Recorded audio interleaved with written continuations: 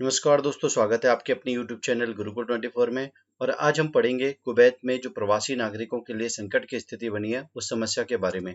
तो सबसे पहले हम कुवैत की भौगोलिक स्थिति को देखेंगे कि ये कहाँ पर है, और उसके बाद ये विषय चर्चा में क्यों आया है, क्या परिस्थितियां बनी हैं और कौन सा ऐसा प्रस्तावित कानून है जिसकी वजह से ये समस्या आई है, और इस सब कानूनी व्यवस्था का भारत पर क्या प्रभाव पड़ेगा, क्या समाधान हम इसका निकाल सकते हैं। इस टॉपिक को हम यहाँ कवर करेंगे। तो सबसे पहले देख लेते हैं कुवैत। ये कुवैत क्या है? कुवैत एक देश है। इसकी राजधानी है कुवैत सिटी, और इसके जो प्रधानमंत्री हैं या सुल्तान है सबह अल खालिद अल सबह। कुवैत की यदि लोकेशन देखी जाए तो ये उत्तर में इराक से घिरा हुआ है, दक्षिण में ये सऊदी अरेबिया से घिरा हुआ है। ये देश पारस की खाड़ी पर स्थित है। तो आप समझ सकते हैं कि पारस की खाड़ी पर है तो ये ऑयल का प्रोडक्शन डेफिनेटली करता होगा। तो ऑयल का प्रोडक्शन ही इस देश की एकमात्र इकोनॉमी का आधार है। तो आप देखेंगे कि फारस की खाड़ी के उत्तर में स्थित एक ये देश है जिसमें चौथा सबसे ज्यादा कच्चा तेल या क्रूड ऑयल उत्पादित करने वाला देश है। तो इसके वजह से इसकी जो पूरी इकोनॉमी है वो इसी पेट्रोलियम पर ही बेस्ड है, और उसकी कच्चे तेल के जो कुल टोटल यहाँ पे रिजर्व है उस दृष्टि से यदि देखें तो ये दुनिया का छठवां सबसे बड़ा देश है। तो आप समझ सकते हैं कि पेट्रोलियम रिजर्व आज की डेट में बहुत ज्यादा इनकम जनरेट करने वाला एक इंडस्ट्री है, कि ये दुनिया का एकमात्र देश है जहाँ के अपने खुद के नागरिक जो है वो अल्पसंख्यक है। अल्पसंख्यक का मतलब यहाँ कम संख्या में है। तो यहाँ पर विदेशी जो नागरिक हैं वो लगभग 70% रहते हैं, विदेशी लोग रहते हैं जिनको प्रवासी कहते हैं, और 30% लोग हैं वहाँ के कुवैत के जो स्वदेशी नागरिक हैं, खुद के वहाँ के नागरिक हैं। लेकिन जो इसकी करेंसी है वो सबसे ज्यादा वैल्यूड है, बहुत ज्यादा वैल्यू है उसकी। कुवैतियन दिनार कहते हैं इसको। तो डेफिनेटली पूरी दुनिया में तेल चाहिए, और तेल का अच्छा खासा रिजर्व कुवैत के पास है, तो वो बहुत करेंसी अर्न करता है। इसकी वजह से इसकी जो करेंसी है वो काफी महंगी है।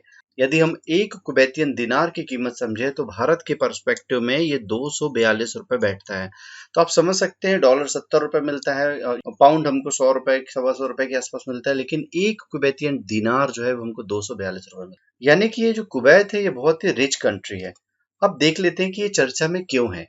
कुवैत की जो जनसंख्या है वो कुल जनसंख्या है लगभग 45 लाख, जिसमें से 30 लाख लोग ऐसे हैं जो प्रवासी हैं। प्रवासी का मतलब है दूसरे शहरों से, दूसरे देशों से आकर के यहाँ पर कुवैत में बस गए हैं। और उन 30 लाख लोगों में से जो भारतीय हैं उनकी संख्या लगभग लगभग 10 लाख के आसपास है। और उसके बाद दूसरे नंबर पे जो सबसे ज्यादा पॉपुलेशन है वो है मिस्र की, यानी कि इजिप्ट के लोगों की, जो कि कुवैत में रह के काम करते हैं।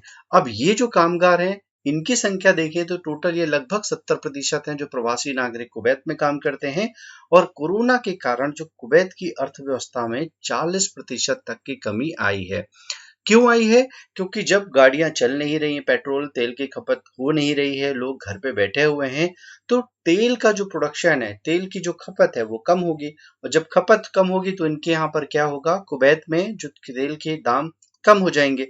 तो तेल की खपत कम होना और कच्चे तेल के दाम में गिरावट हो जाने की वजह से यहाँ की इकोनॉमी में 40% तक का डाउनफॉल आया है। तो अब इन्होंने क्या सोल्यूशन निकाला कि यहाँ के जो लोग हैं उनको जब काम नहीं मिल रहा, उनकी इकोनॉमी बैठ रही है, तो यहाँ के लोगों ने बड़ा सॉफ्ट टारगेट ढूंढा कि जो प्रवासी नागरिक यानी दूसरी जगहों से आए हुए हैं उन लोगों को यहाँ से हटाया जाए।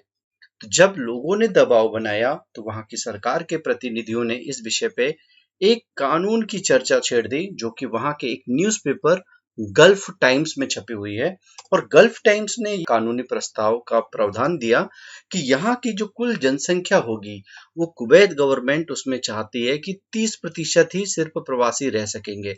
यानी अभी जो 30% जो है वो उनके खुद के देश हैं, 70% प्रवासी हैं, तो 70% की जनसंख्या को घटा के 30% कर दिया जाए, पहला।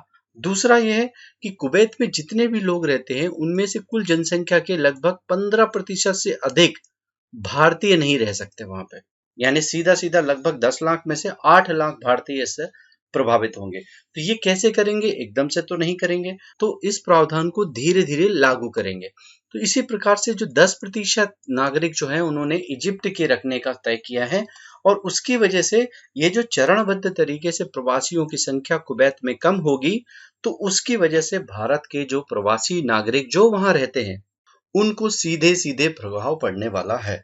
तो लगभग 8 लाख लोगों का रोजगार छिन जाएगा। वो जो मजदूर वहां से डिप्लॉय हो जाएंगे, उनकी इकोनॉमी में जो कंट्रीब्यूट करते थे वो नहीं कर पाएंगे। तो भारत पर इसका क्या असर होगा? तो यदि भारत पे उसके असर का वैल्यूएशन करना है तो हम थोड़ा सा इसके दूसरे फिगर्स को भी देखेंगे कि जो कुवैत जो है वो भारत में इनकम देने वाला चौथा देश है। कैसा? कि विदेशी आय जो जितनी जितनी भी भारत को दुनिया भर से विदेशी आय होती है, उनमें से जो कुवैत का स्थान है वो है चौथा। यानी कि लगभग यदि 2018 के हम आंकड़े देखें तो लगभग 300 अरब रुपए जो है वो कुवैत से हमको मिले हैं पिछले 2018 में।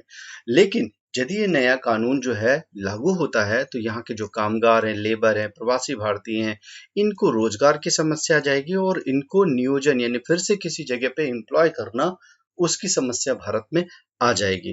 तो अब इसका समाधान समझते हैं, समाधान क्या हो सकता है?